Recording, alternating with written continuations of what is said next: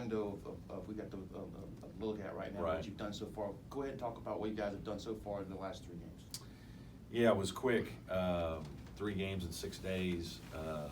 It was good for us in a lot of ways. I think we learned some things about our team and got exposed to a lot of different things that we had to deal with, both offensively and defensively. Certainly, I thought probably played our best game against Colgate, most complete game, and I thought we played well, especially at the end of that game, offensively to execute and make some really nice plays in the last 6 or 8 minutes to pull away and beat a good team. But it was a lot in a short amount of time, and we needed a couple days off after to just kind of take a deep breath and really kind of relax a little bit. And we've gotten back at it here this week. I think had a couple good days of practice. We've watched a lot of film, initially on ourselves, and starting with Detroit today, and going to hope to play well against a team that's difficult to play against in Detroit on Sunday. They do a lot of different things.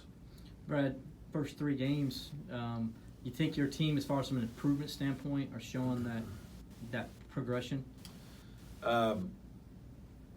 Yes and no. In certain areas, we're better than others. We still have a long way to go defensively to be what we need to be.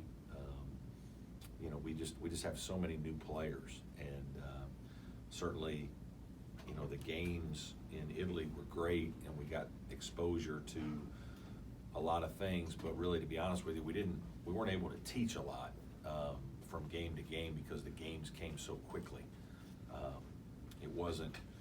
We didn't have as elaborate preps as we do now, and you weren't able to do some things that you normally can do in terms of adjustments and just building good habits. And we're trying to still learn with our team how much we need to simplify versus how much we want to game plan or do some things to try to make things more difficult for our opponent. And with a younger team, and it's not just young, it's just 7 new guys that aren't used to how we do things. There's been some things where there's been slippage, and we got to get better at that. Can you tell us a little bit about, give us a scouting report on Detroit, what they do well, what you guys need to win? Antoine Davis, coach's son, is just incredibly talented. Wow, he can score. He broke Steph Curry's freshman 3-point record. I think he made 132 threes last year. And he's just an offensive machine, and he's almost impossible to guard with one player. He just can get his own shot. His ball handling and shooting, and you can tell he's a kid that's lived in the gym his whole life, and shoots thousands of shots probably every day. So he's extremely dangerous because he can go for 35 on you pretty easily, really, for him. And so when you have to play against a player like that, it makes you very cautious. The other guys on the team are extremely athletic. Attack the basket, rebound the ball.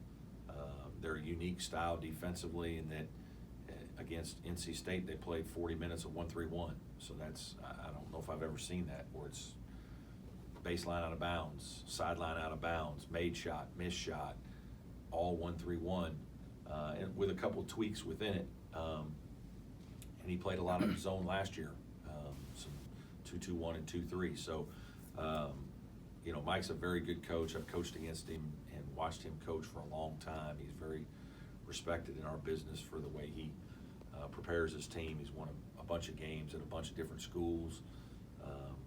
He gets guys to play hard, and they're always very well set up offensively as well. He has some good ideas, good thoughts that he does to really capitalize on the strengths of his team. And with his son being as good as he is, that's a great place to start. So, we're going to have to athletically be ready to compete. We're going to have to rebound ball. Defensively, we're going to have to do as good a job as we can on his son. We've got to get back, get our defense set, and then we're going to have to get used to playing against a different kind of defense and handle that. Coach, do you think Trey's finally starting to